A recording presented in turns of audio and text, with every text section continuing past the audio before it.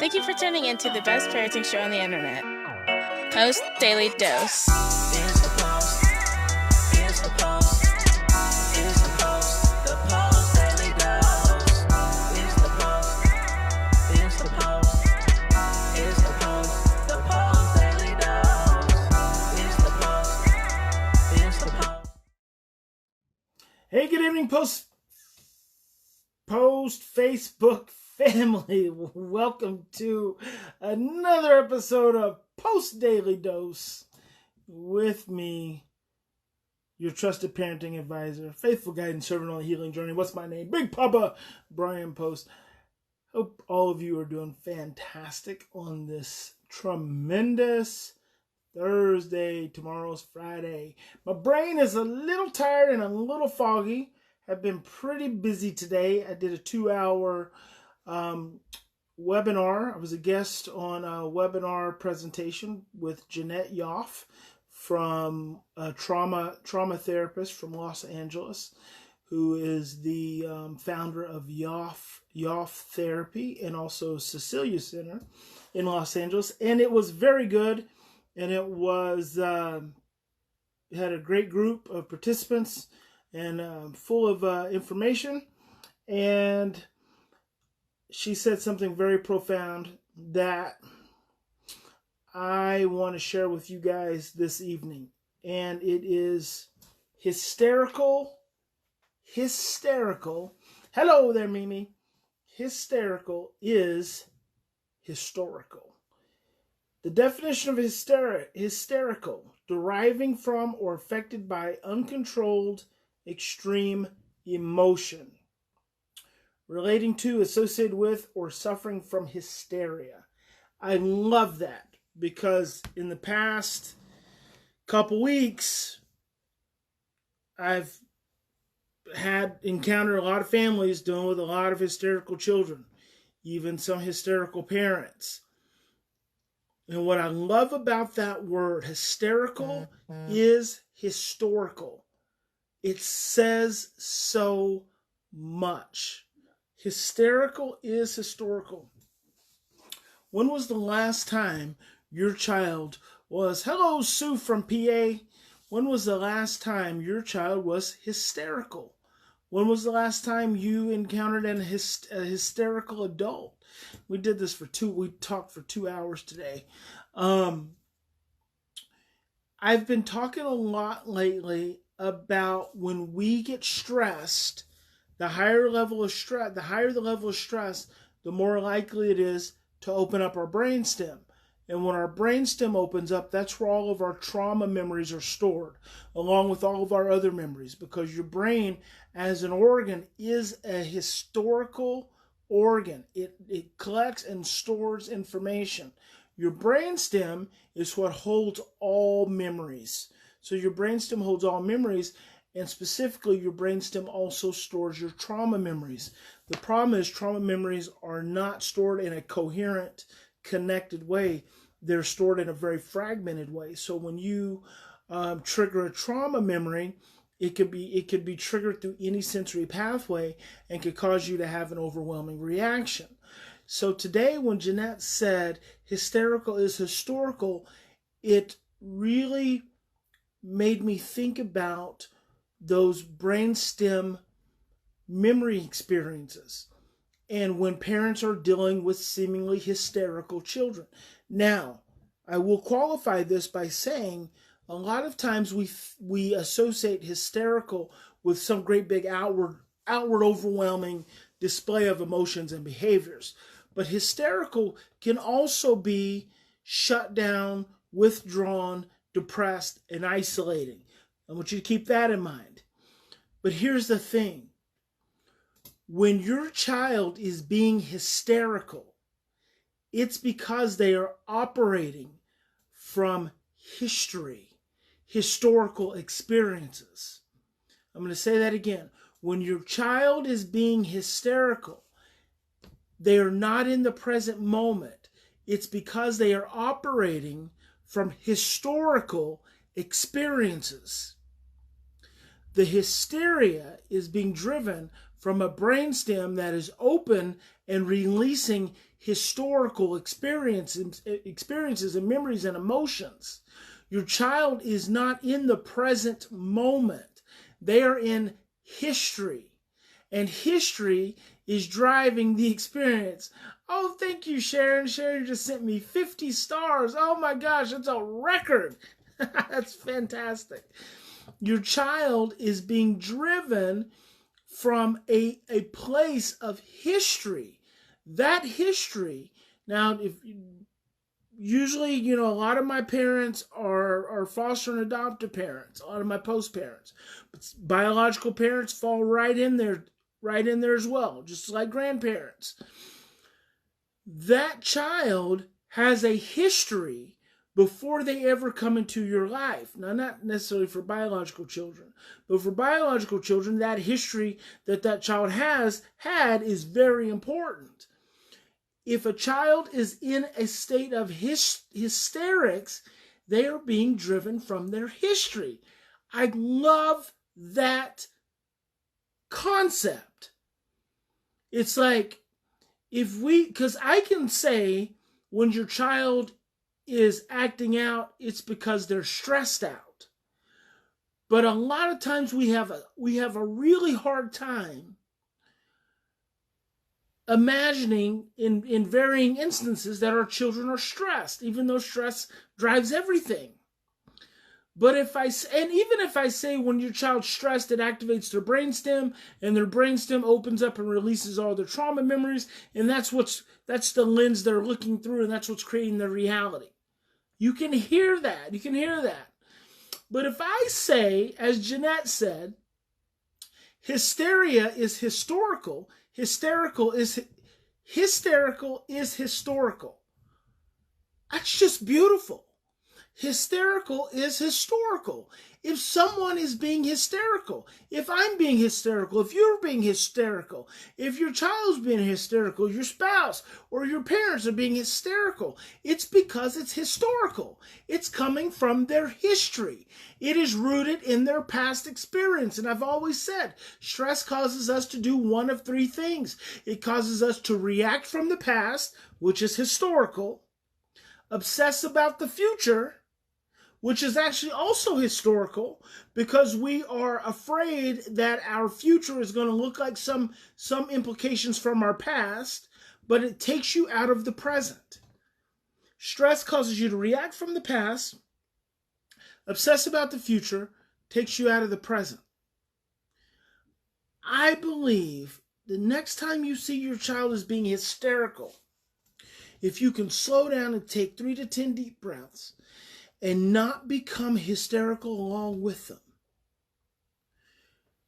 you can remember in that moment that hysterical is historical, and truly empathize and understand them from a completely different perspective.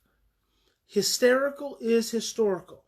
Now I'm going to share with you one other thing. And I've got several things actually that Jeanette shared, because I took copious notes. When I wasn't lecturing, she went, then I went, then she went, then I went. And so when she was gone, I was taking notes, because I think she's just an amazing, insightful, intuitive clinician mom. And she's adopted herself, was in foster care, and just shares her history and her heart.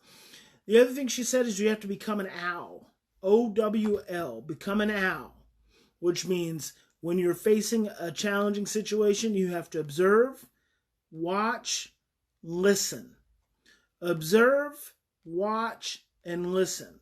So observing is observing first your own internal state. You have to take deep breaths, calm yourselves down. She talks about regulating that polyvagal nerve. I'm going to talk more about the polyvagal nerve in daily doses to come. You observe yourself, you watch your child, watch what's going on, and then you listen. Another thing is a lot of times our children are saying things that we don't always hear. Another thing that Jeanette said is that we have to learn to be curious. So instead of when you're interacting with your child and they say something that you don't like, or they do something you don't like. Instead, you know how we'll look when we get really serious and we look at our children. Do that right now. Kind of squint down, and if you're really serious and looking at me, if I've upset you. But what if instead of squinting at me like that right now, which feels kind of intense, doesn't it? I kind of feel the intensity just as you do it to me now. But what if I was curious? What if I was curious? What if I said, oh, I'm curious. See how my facial expression changes? Oh, I'm curious. It's kind of like that saying that even if you're feeling bad, if you can force yourself to smile, you'll start to feel better.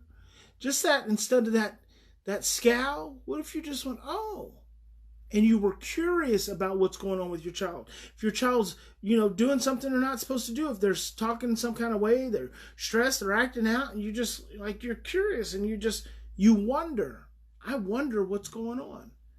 I wonder what could be going on right now. So it's just a little different nuance. And Eric says, what if he's kicking and or hitting? It's hard to be curious then. No, not at all. Not maybe if he's kicking or hitting you, then that's one thing. If he's kicking and hitting you, then you definitely want to try to get yourself safe.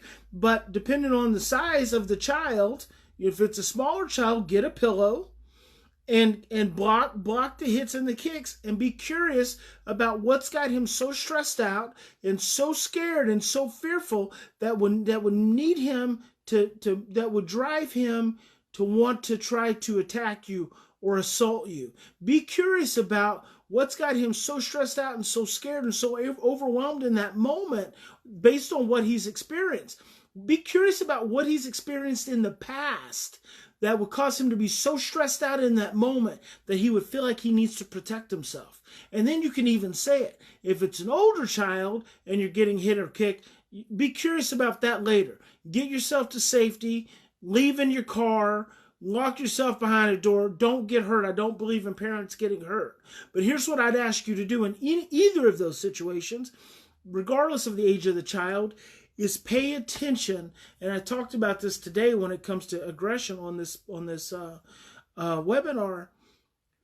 You have to get attuned to the signals. What are the signals your child is giving you that they're starting to reach that point, that tipping point from aggressive to assaultive?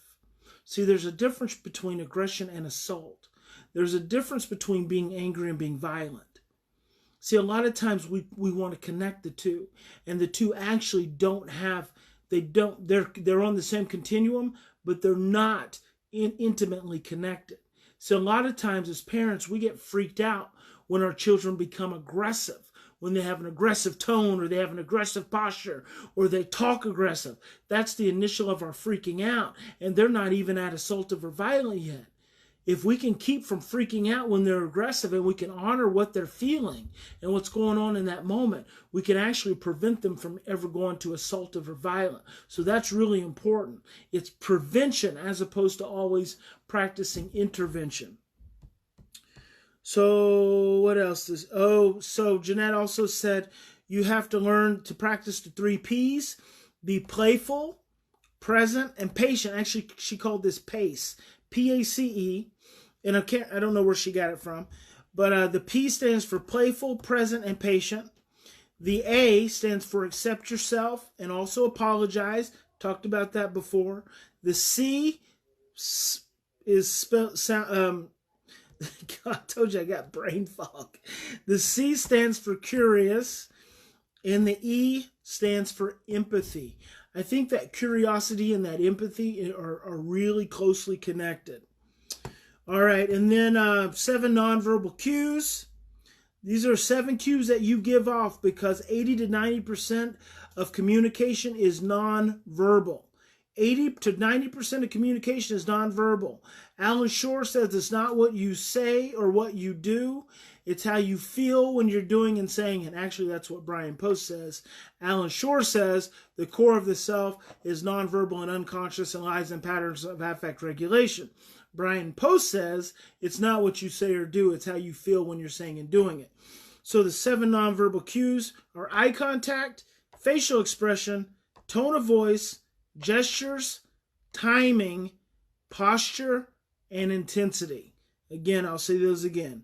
The 7 nonverbal cues: eye contact, facial expression, tone of voice, gestures, timing, posture, and intensity. And here's what I'm going to close this with, because I love it, especially for you, all you amazing mamas out there. Mother's Day coming up on Sunday. 3 things, 3 affirmations to learn and practice to say to yourself. Actually, Jeanette says this is what she says to herself. Number 1, you're a good person.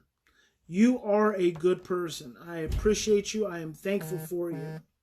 Number 2, you are doing the best that you can. You're doing the best that you can, even in the midst of struggles, even when it looks ugly. A dad on the webinar said today, how do I apologize to my child when I've called her a liar and blamed her something, yelled at her and called her a liar just this morning? What do? You start by apologizing, saying I'm sorry, getting in touch with your heart, saying I'm sorry, because in that moment, I don't care how ugly it is or how ugly it was, you were doing the best that you could do. Plain and simple. Now, it's a beautiful thing that you're here, because that means you want to do even better. And I respect you and I honor you for that.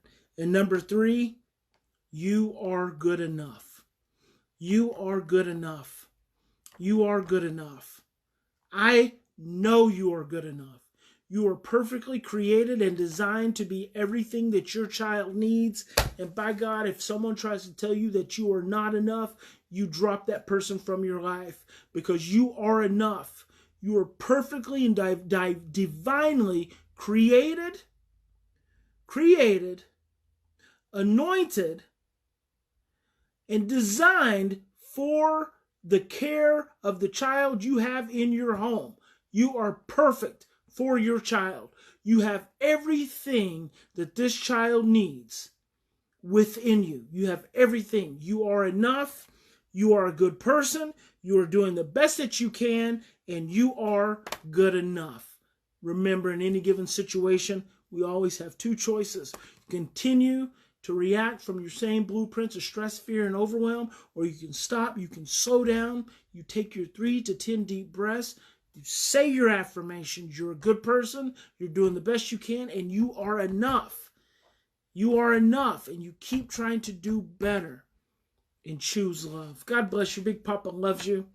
You guys are amazing. Keep after it. I know it gets tough sometimes. I know sometimes you just want to throw in the towel. You don't know what else to do. You cry, you scream, you yell. This too shall pass. Remember to breathe. Love is possible. It's all around us.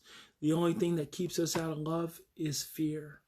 You got this. I believe in you.